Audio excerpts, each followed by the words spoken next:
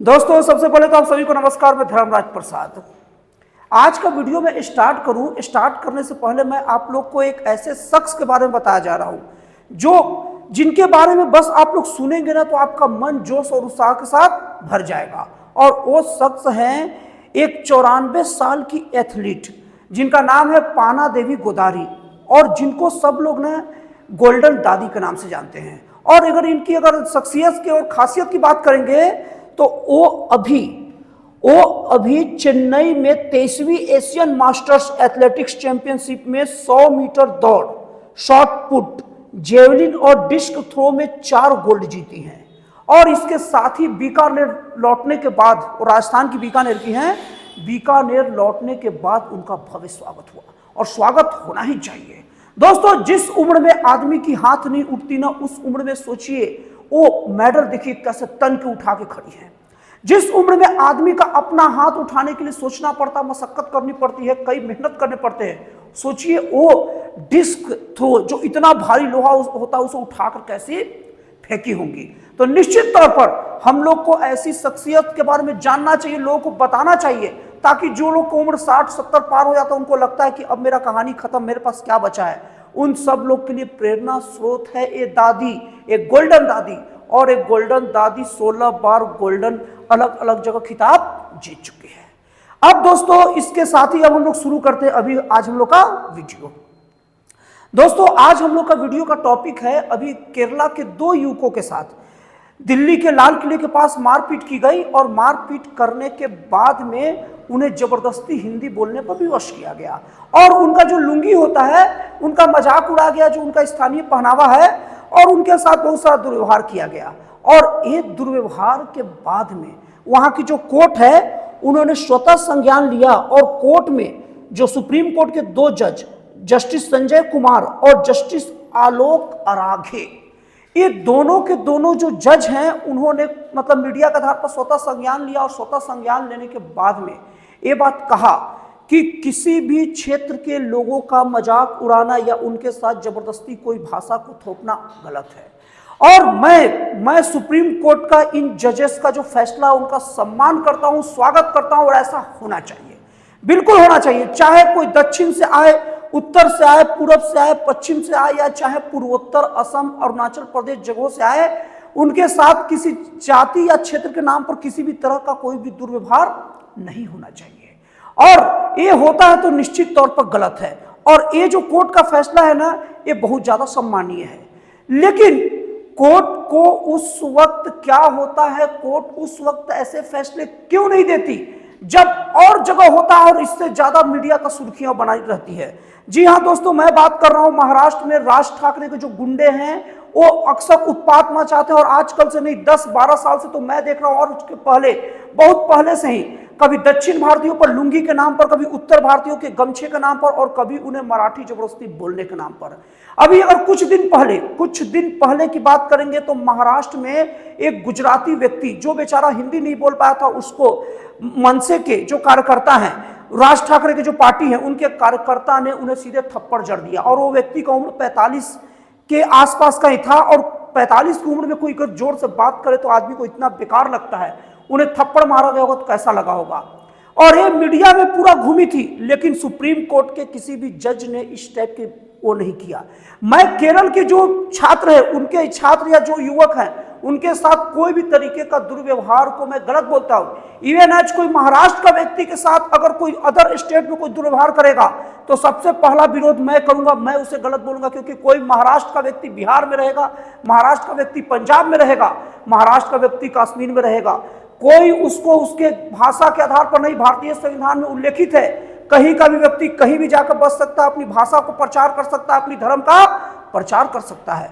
तो किस आधार पर महाराष्ट्र के जो राज ठाकरे हैं, उनके पार्टी और उनके लोग इस तरीके से गुंडागर्दी करते हैं। लेकिन सुप्रीम कोर्ट यहां पर अभी तक राज ठाकरे को लेकर कोई स्वतः संज्ञान नहीं लिया है।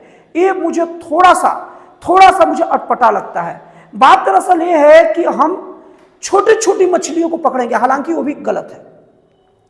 छोटी छोटी लोगों को पकड़ेंगे, आपने ठीक किया कि उन लोगों को पकड़ा, क्योंकि छोटा या बड़ा किसी को भी नहीं छोड़ा जाना चाहिए। लेकिन यहां तो सवाल उठेगा ना कि अगर एक दो घटना होती तो आप उसे पकड़ के लेते हैं, उनको स्वतः संज्ञान लेते हैं।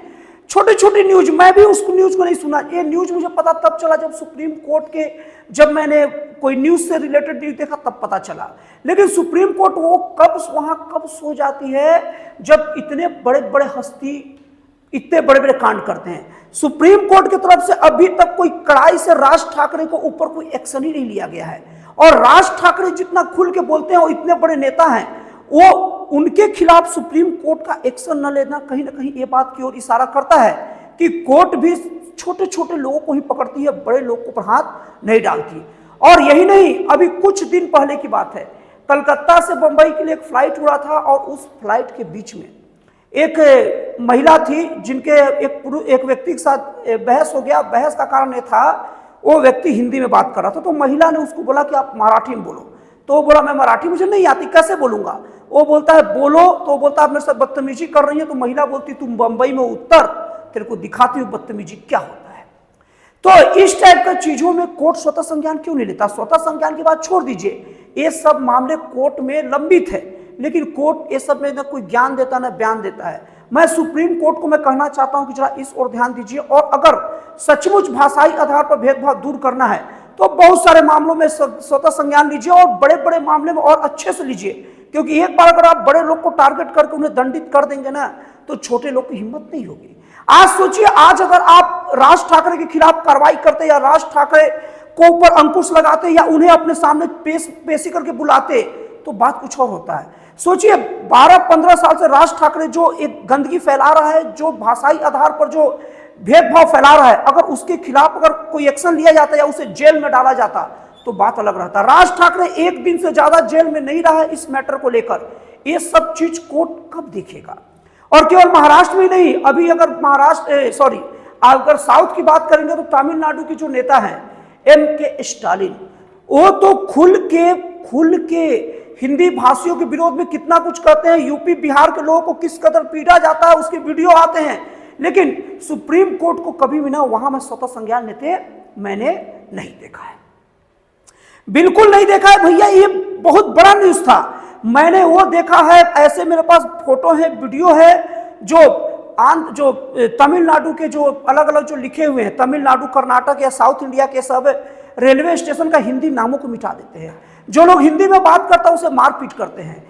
तो उसमें कोर्ट स्वतः संज्ञान क्यों नहीं लेता। क्योंकि बड़े बड़े हस्ती को टोकेंगे तब तो जाकर वो बाकी लोगों पर मतलब प्रभाव पड़ेगा कि इतने बड़े नेता को जब कार्रवाई हो जाता है तो हम क्या चीज है। तो कोर्ट को वैसे जगह भी स्वतः संज्ञान लेना चाहिए। और यही नहीं, अभी तमिलनाडु में ऐसी घटनाएं होती है, वहां पर जो भारत का प्रतीक चिन्ह जो रुपए का प्रतीक चिन्ह है उसको मिटाकर खुद अपना तमिल में प्रतीक चिन्ह बना रहे हैं। ये देश के लिए कितना खतरनाक चीज है। कोर्ट इस बारे में कब सोचेगा।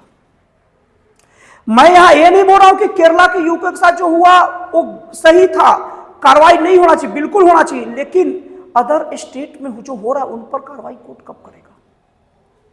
कोर्ट कब छोटे छोटे लोगों को ऊपर दंडित करेगा, बड़े लोग पर कार्रवाई नहीं करेगा। तो कोर्ट अच्छा काम तो करता है, लेकिन कोर्ट निष्पक्ष होकर अच्छा काम कब करेगा।